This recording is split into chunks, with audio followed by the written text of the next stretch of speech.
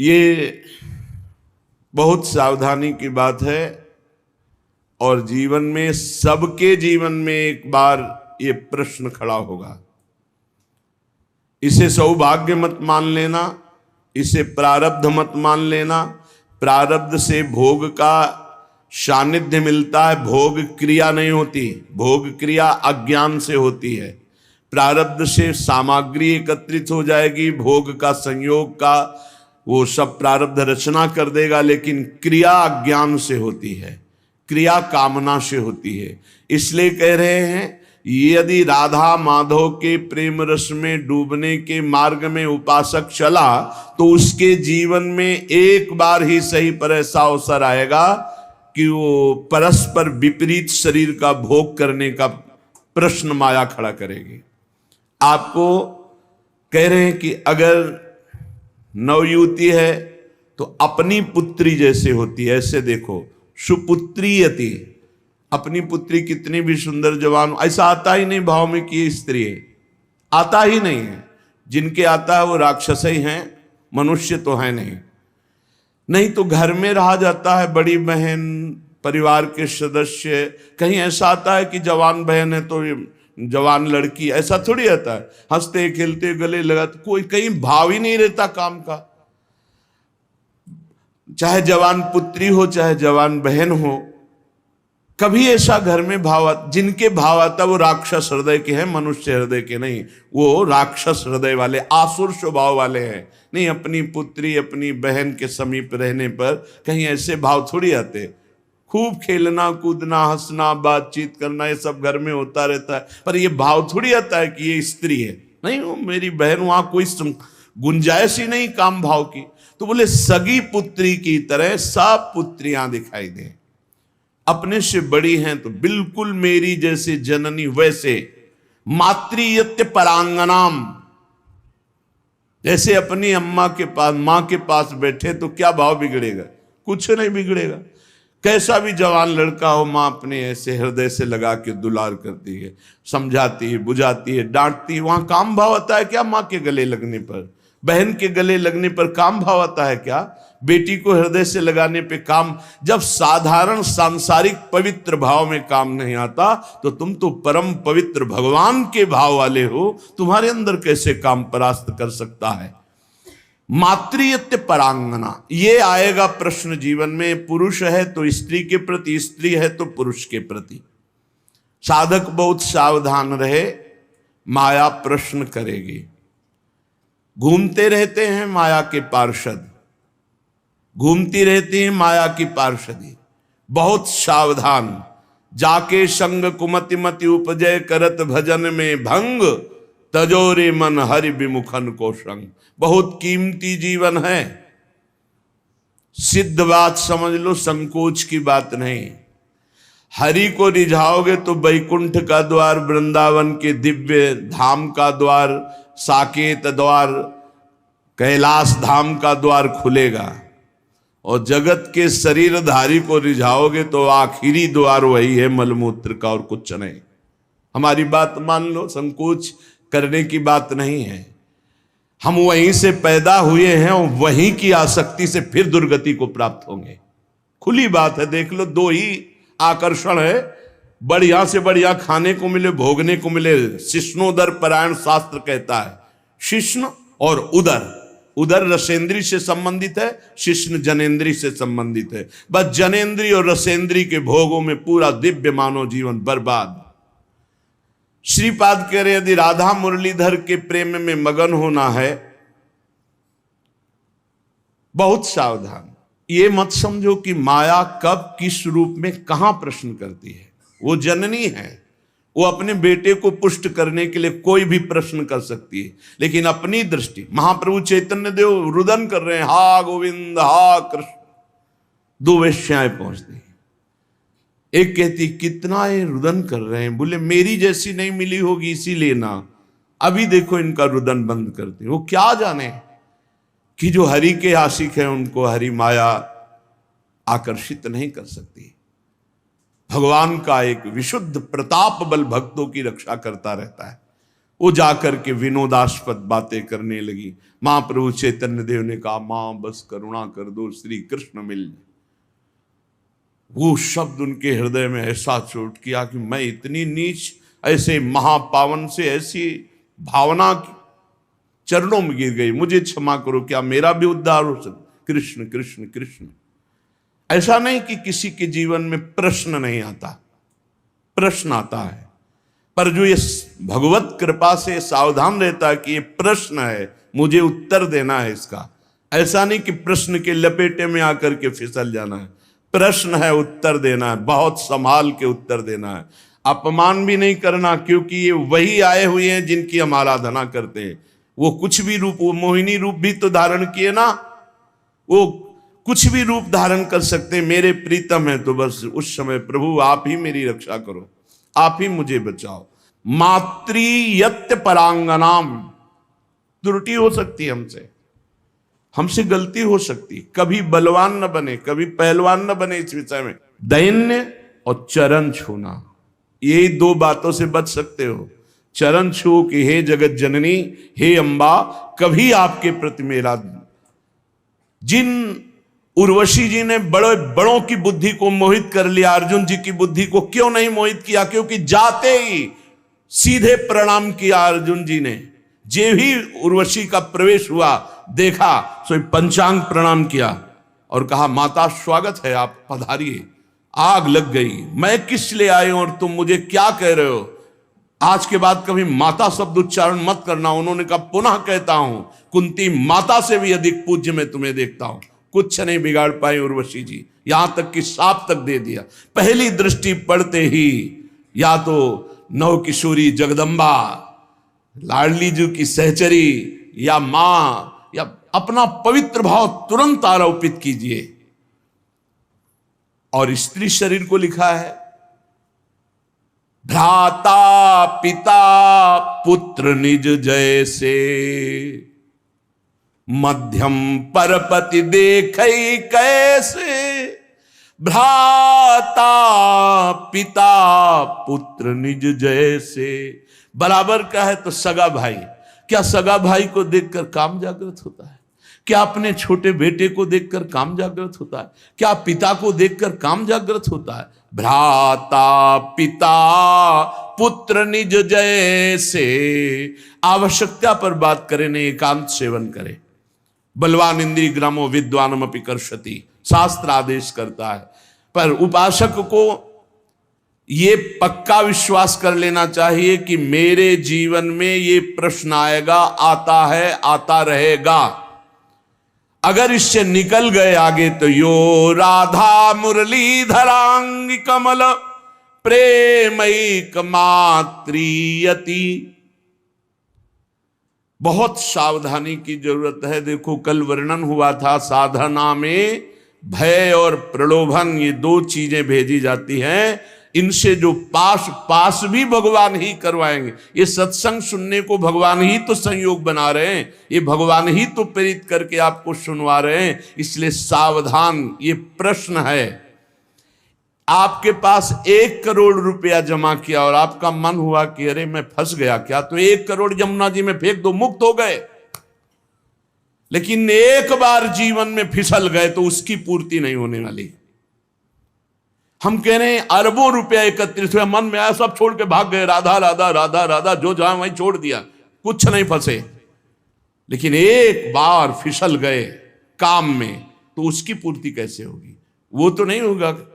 वो तो चित्त पे संस्कार बन गया और आपका संयम भ्रष्ट हो गया। एक बार बालू का बांध टूट जाए तो दोबारा बांध बांधना बहुत कठिन बात है। एक बार योगी भ्रष्ट हो जाए, दोबारा योगी अपने योग पे आना भगवान के बल की बात है, दूसरी बात नहीं। जैसे बालू का बांध फूट जाए तो बांधना बड़ा कठिन है, ऐसे ये ब्रह्मचर्य, ये सतमार्ग, ये इंद्रिय निग्रह, ये बालू का बांध है, बहुत होश से। मातृयत्य परांगनाम स्थिर चरम सत्वम सुपुत्रीयति। बड़ा पवित्र भाव। और ये भाव जब अचानक संयोग हो जाए तब संयोग से बचने की पूरी वृत्ति रखे उपासक। जब तक कोई बहुत ऐसा संयोग की बात बन जाए कि अब बात करना ही है, तो उसके चरणों में दृष्टि रखते हुए, मुख की तरफ दृष्टि रखते हुए साधक कभी बात नहीं करते। नहीं, चरणों पर ऐसे दृष्टि रखते, जी प्रत्युत्तर कम शब्दों में और भाग ले। अपने को सूरवीर मत समझे। ये भगवान की प्रचंड मोहिनी माया का आकर्षण हमारे चित्त में बलात् हमारी निष्ठा को परिवर्तित कर देगा, यदि हम अधिक समय साथ रहें, अधिक समय बात करें, अधिक समय हंसी मजाक करें, तो हम फिसल जाएंगे। ये खाइयां हैं जिनसे हम भगवान को नहीं प्राप्त कर पाते और इनमें हम फिसल जाते हैं। बहुत ही सावधानी की जरूरत है। हमारी एक एक वृत्ति भगवान अंदर बैठे हुए देख रहे हैं। उस जो जल रही वृत्ति काम क्रोध आदि को ना भोगने से, वो भगवान हिसाब आपको इतना आनंद प्रदान करेंगे कि रोते रहोगे। पर कुछ समय के लिए आपको अपने मार्ग में बहुत संभाल संभाल कर पग रखना है। अगर अपना कल्याण चाहते हो, सुंदर बुद्धि चाहते हो, भगवत मार्ग में अग्रसर होना चाहते हो, तो गोस्वामी तुलसीदास जी की चौपाई याद रखना।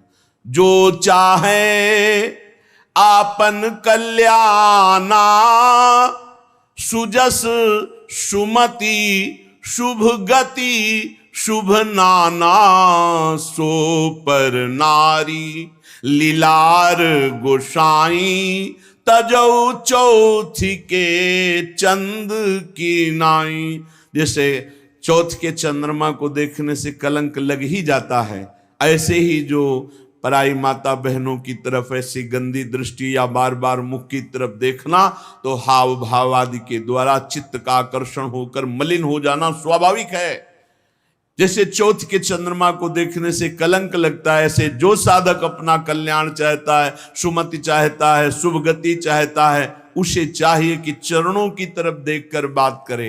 ये जगत जननी जगदम्बा है, इनकी कृपा से हम परमार्थ पर विजय प्राप्त कर लेंगे। इनके प्रति हमें भोग्य बुद्धि, दोष बुद्धि, निकृष्ट बुद्धि का त्याग करना ही होगा, तब हम आगे बढ़ पाएंगे। गोत्रीयत्यति तर्जना दिशु महा, मित्रीयति द्वेषिषु। यदि हम भगवत मार्ग में चल रहे हैं, कोई हमारी निंदा करता है, तर्जना करता है, तो जैसे अपना भाई, अपना घर का, अपने गोत्र का, परिवार का कोई लड़ाई झगड़ा करे, तो ऐसा अरे घर का आदमी कोई बात नहीं, ऐसे टाल देते हैं, ऐसे भाव रख लेते हैं। या हम भाव रख लेते हैं भगवान के द्वारा विधान किया हुआ भेजा गया है, कोई हमारे प्रारब्ध का क्षय हो रहा है, और जो हमसे विद्वेषी, उसे हम महामित्रवत भाव रखें। नहीं, हम में और संसारी पुरुष में क्या अंतर। करत जे अनुशहन निंदक तीनों पे अनुग्रह करो। अपने शरीर को जैसे हम प्यार करते हैं और दूसरे शरीर से हम उदासीन रहते हैं, ये संसारी पुरुष का लक्षण है। और भक्त अपने शरीर से उदासीन रहता है और दूसरे शरीरों के दुख को अपने शरीर जैसा मानता है। ये भाव होता है। अपने शरीर में कष्ट है कोई बात नहीं, लेकिन दूसरे के शरीर का थोड़ा भी कष्ट उसके हृदय में पीड़ा पहुंचा देगा। पूज्य श्री भाई जी हनुमान प्रसाद पोद्दार जी महाराज साधकों के लिए बहुत अमृतमय वचन लिखे हैं। भगवान को प्राप्त करना है तो तीव्र अभिलाषा जागृत करो। नाम जप से, सत्संग से, सदाचरण से, दूसरों की सेवा से, पवित्र शरीर, पवित्र मन, पवित्र विचार, पवित्र वाणी, तो परम पवित्र सच्चिदानंद भगवान की प्राप्ति की अभिलाषा साधु संग से निश्चित जागृत हो जाएगी। अन्य कामना जब उत्पन्न हो जाती है, तब भगवान की प्राप्ति की अभिलाषा नहीं हो सकती। भगवान ने कहा स्वयं कि जिसका चित्त भोगों ने अपहृत कर लिया है, जो भोगों में लगा हुआ है, जो भोग सामग्री संग्रह करता है, ऐसा व्यक्ति कभी निश्चय ही नहीं कर सकता कि मुझे भगवत प्राप्ति करनी है। भोगैश्वर्य प्रसक्ता नाम तया प्रहृत्य चेतसाम व्यवसायत्मिका बुद्धि समाधो न विधीयते। वो कभी भगवान की प्राप्ति की इच्छा ही नहीं कर सकता है। इच्छा ही नहीं होगी ऐसी बात नहीं। अगर साधु संग हो तो वो भोग आदि का त्याग करके भगवत प्राप्ति की इच्छा जागृत कर सकता है, पर जब तक भोगों में लगा रहेगा तब तक भगवत प्राप्ति की इच्छा ही नहीं होगी। अन्य कामना वाला भगवत प्राप्ति की इच्छा नहीं रखता। अनन्य कामना जिसकी है श्री भगवान से, उसके हृदय में इच्छा जागृत होती है, अब मुझे भगवत प्राप्ति करना है। जब भगवत प्राप्ति की इच्छा जागृत होती है तब भगवान के अनुकूल आचरण और प्रतिकूल आचरणों का त्याग, ये नियम लेना होता है। श्री कृष्ण अनुकूलेन प्रतिकूलस्य वर्जनम विसर्जनम। आज के बाद कभी शास्त्र विरुद्ध, धर्म विरुद्ध आचरण नहीं करूंगा, तभी आपके अंदर भगवत प्राप्ति की अभिलाषा जागृत होगी। इधर तो माला चला रहे हैं, पाठ कर रहे हैं, धर्म के कार्य कर रहे हैं, और पीछे फिर अधर्माचरण हो रहा है, तो वो अंधा बटे पड़ा चबाए, तुम्हारे हाथ में कुछ नहीं लगेगा। हमको संयम से रोकना पड़ेगा। जो धर्म, जो नाम जप, जो साधन कर रहे हैं, वो हमारा कहीं किसी पापाचरण में बह न जाए, कहीं किसी छिद्र से बह न जाए। हम अपने इंद्रियों को, मन को हम विचार के द्वारा, पवित्र विचारों के द्वारा उनको घेरे रहते हैं। इसी का तो इनाम मिलता है परम पद, इसी का इनाम मिलता है अद्भुत आनंद की उमगन। ना भय जन्म का, ना मृत्यु का, ना रोग का, ना शोक का, किसी भी तरह का कोई भी द्वंद्व प्रभाव उपासक के अंदर नहीं रह जाता।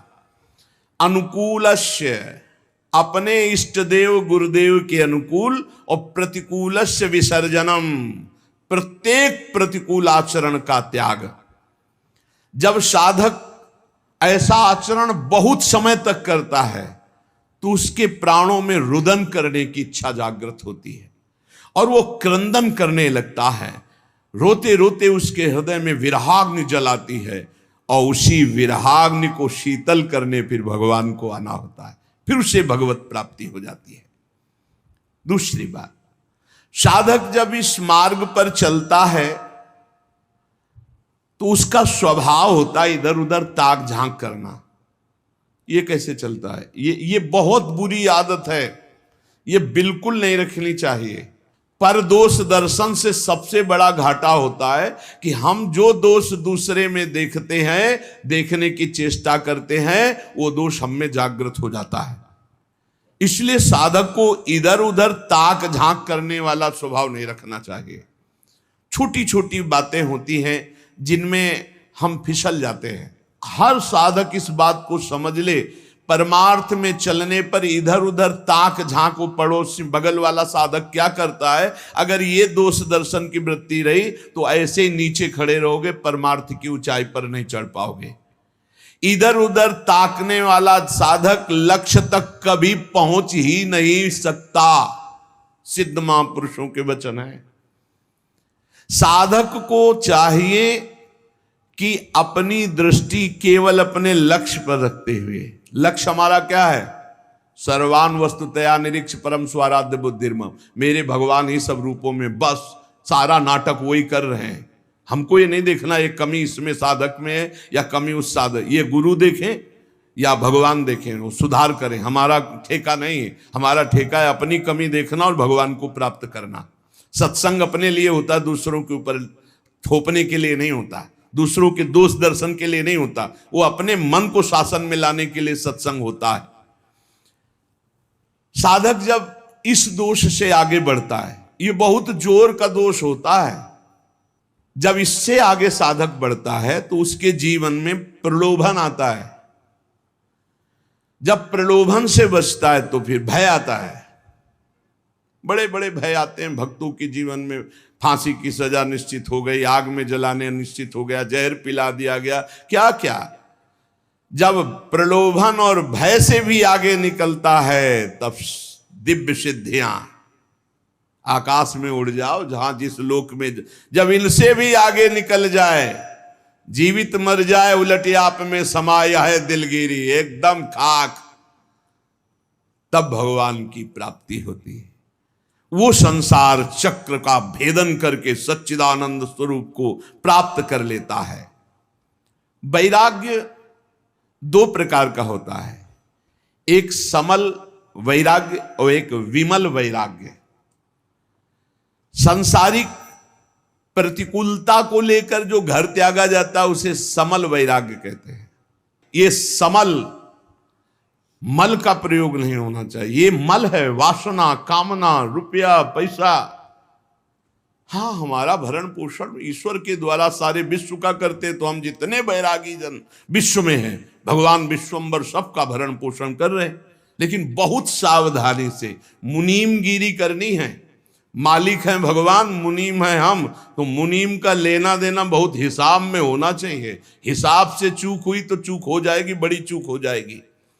तो एक होते हैं वैराग्य लेते हैं ये देख करके कि अब नौकरी नहीं मिल रही, विवाह भी नहीं हुआ, खान पान की व्यवस्था, बाबा जी बन जाते हैं। जिंदगी नरक हो जाएगी तुम्हारी और दूसरों की बेइज्जती करवाओगे। कभी ऐसे बाबा जी नहीं बना जाता। बाबा जी बना जाता है, सब व्यवस्थाएं हैं, लेकिन अब मन नहीं लग रहा, ऐसा लग रहा है मुझे भगवान चाहिए। तब इसे विमल वैराग्य कहते हैं। अगर समल, ये जो समल वैराग्य है, इस समल वैराग्य को यदि विमल वैरागी मिल जाए तो वासना हट जाए और निर्मल मार्ग में चल पड़ेगा। ऐसा नहीं कि उसका कल्याण नहीं होगा, पर है बहुत गड़बड़। वैराग्य के दो रूप है, एक समल वैराग्य, एक विमल वैराग्य। समल वैराग्य होता है कि हर किसी न किसी विषय की अभाव स्थिति में बाबा जी बन जाना, वैरागी बन, बहुत खतरनाक, बहुत घटिया जीवन व्यतीत होता। बहुत घटिया हम शब्द में कह रहे हैं, लाख प्रकार से समझाओ उसको समझ में नहीं आता। वो केवल वासना की पूर्ति ऐसे लोगों के द्वारा बहुत अहित होता है संत समाज का, क्योंकि उनके अंदर कोई लक्ष्य भगवत प्राप्ति नहीं, कोई साधुता नहीं, और वेश साधुता का वो बहुत तरह से हानि करते हैं। और अब कहे तो संत ही जाएंगे क्योंकि वेश है, इसलिए बड़ा अपमान संतों का होता है। उनका लक्ष्य नहीं होता भगवत प्राप्ति, उनका लक्ष्य नहीं होता सतमार्ग, वो केवल वासनाओं की पूर्ति के। बहुत विचित्र होता है, ये भी सब देखा है। भ्रमण के समय भगवान बड़ी कृपा की तो सब भ्रमण में साधु पक्का हो जाता है। भूख प्यास, गर्मी सर्दी, मान गाली और मार पीट सब कुछ सहना पड़ता है, सब सहना पड़ता है, उससे परिपक्व हो जाता है। तो जो किसी प्रतिकूलता को लेकर वैराग्य होता है, वो समल वैराग्य होता है। ये ज्यादा दिन नहीं, ये फंसे फंसाए, ये फंसी बिल्कुल फंस जाते हैं। मन जो है ये जब भगवान के लिए व्याकुल हो तब घर छोड़ना चाहिए। नहीं तो हम कह रहे हैं कि भले आप लेबरी करके जियो, लेकिन बाबा जी मत बनना। बाबा जी बनने के लिए एक केवल बात है, अब मुझे भगवान चाहिए। अब आपको कोई परास्त नहीं कर सकता त्रिभुवन में। ये बस बात तुम्हारे अंदर बैठ जाए, आप समझो केवल 2 वर्ष गुरुदेव भगवान 13, 14, 15 और इसके बाद पधार गए। अब पूरा जीवन अनाथ हो गया। अब हम किसके सहारे चले, कैसे चले?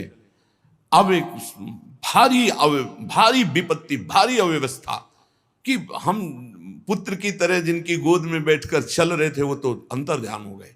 अब हमको कौन संभाले? उस समय श्री भगवान का जो तेज हमारे साथ था, हम आपको बताया जब हमारी समस्या आती थी तो संत और आकाश, ये 2 का सानिध्य हो जाता था। एकदम एक दिन 3 बजे सुबह तड़के नहा के से आकाश की तरफ कहा, गुरुदेव भगवान अभी तक तो हम निश्चिंत थे आपके बल पर, अब तो मुझे मार्ग भी पता नहीं कैसे चलना है, पूरा जीवन है, कोई साथी नहीं, किसी पर भरोसा नहीं। हमारा शुरू से किसी पर भरोसा नहीं था। भगवत प्रेरणा से, भगवत कृपा से एक हमारे दिमाग में बैठ गया था कि भगवान के सिवा, गुरुदेव के सिवा इस संसार में कोई सतमार्ग में नहीं चला सकता और गिराने वाला हो सकता है। इसलिए कभी हम किसी की सलाह नहीं मानी, कभी हम किसी से प्रश्न नहीं किया, कभी हम किसी की बात सुनने की चेष्टा नहीं की। जो बात गुरु जी ने कही थी उसी को घुमा घुमा करके बार बार उसी पे चलने की चेष्टा की। प्रेरणा आई, उतर जाओ गंगा के तीर पर और कभी किसी एक आश्रम में मत रुकना, बस भ्रमण करो।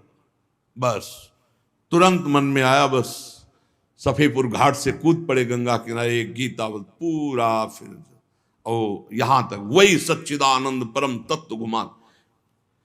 अगर थोड़ा भी कुछ राग लेकर घर से निकलोगे तो फंस जाओगे। आश्रम व्यवस्था कई जगह भ्रमण में ऐसे प्रलोभन आएगी, यहाँ के महंत बन जाओ, अब ऐसे यहाँ। जब तक भगवत प्राप्ति नहीं तो राम काज की नहीं बिनु मोहि कहाँ विश्राम। शमल वैराग्य, इस प्रायः देखना चाहिए साधक को कि कोई वासना लेकर आए तो फटाफट उसका ऑपरेशन कर डालो गुरुजनों के सानिध्य में, सत्संग में, नहीं तो ये वासना कहीं ना कहीं फंसाकर चौपट कर देगी। किसी सांसारिक प्रतिकूलता को देख करके अनुकूलता पाने के लिए तो बाबा जी नहीं बन गया कोई, या अनुकूलता पाने के लिए वैराग्य का नाटक तो नहीं कर रहा। ये बहुत हानिकारक है, परमार्थ में आगे नहीं बढ़ने देगा। विमल वैराग्य जिसमें विषयासक्ति है पर वो विषयासक्ति को मिटाना चाहता है, वो तृष्णा रहित होना चाहता है, वो भगवत प्राप्ति करना चाहता है, वो कहीं विश्राम नहीं मानना चाहता, केवल भगवान की प्राप्ति। वो सूरवीर, ये महान योद्धा सातरत सा लोकांतरत पार कर देगा, जीवन पार कर देगा, कोई नहीं इसे परास्त कर सकता। दुख दोष ये मिटाने के लिए हम भगवत मार्ग में आते हैं। देखिए, दुख दोष मिटाने के लिए हम भगवत मार्ग में आते हैं। जो उपासक भोगों का रागी होगा, सुख सुविधाएं हर्षित, ठाकुर को देखकर हर्षित होने का कब तुम्हारा भाव आएगा? मन अति हर्ष जनावनते ही आज देखी हो परम से। अरे विश्व की हर संपत्ति चरणों में फेंक दी जाए तो भी ऐसे, उधर देखने की इच्छा न हो। सुरपति नरपति लोकपति जिनके भावे घास रहे, परम आनंद में तज सब ही गए। सच्चिदानंद का आशिक और छोटी मोटी वस्तुओं में हर्षित हो जाए, ऐसा बुरा लगना चाहिए संसार के पद प्रतिष्ठा भोग सामग्री। जैसे तुम्हें कई अरब रुपया का संकल्प बनाया, तुम्हें 5 का नोट दिया जाए, ये ले 5 का, तो कैसा लगेगा? मानो थप्पड़ मारा। ऐसे अखिल कोटि ब्रह्मांड नायक चाहिए तो लोक परलोक के भोग तुम्हें विश्वत लगने चाहिए। ब्रह्मादि के भोग सब विषम लागत ताई, नारायण ब्रज चंद की लगन लगी। कहीं राजी हो जाए, हे साधक सावधान, कहीं राजी नहीं। अपने को हर समय कसौटी में कसते रहो, कोई जान न पावे। सब सुविधा होने पर आप अपने को कसौटी में कसो। तुम शरीर नहीं हो, तुम मन नहीं हो, तुम इंद्री नहीं हो। कभी कभी पूरा दिन भूखे रह गए, कोई जान न पाया। और दिनचर्या में फर्क नहीं पड़ना चाहिए। दिनचर्या में फर्क पड़े तो तुम साधु नहीं। दिनचर्या में फर्क न पड़े और अपने आप को कभी ऐसे कभी ऐसे, और खूब भजन परायण। और जब एक समाहित चित्त हो गया, भजन से चित्त नहीं हटता, तो ये सब खत्म हो जाता है। फिर तो जो जैसे प्रभु रखे, जोई जोई प्यारो करे सोई मोई भावे। पहले कसौटी में कसना चाहिए अपने आप को।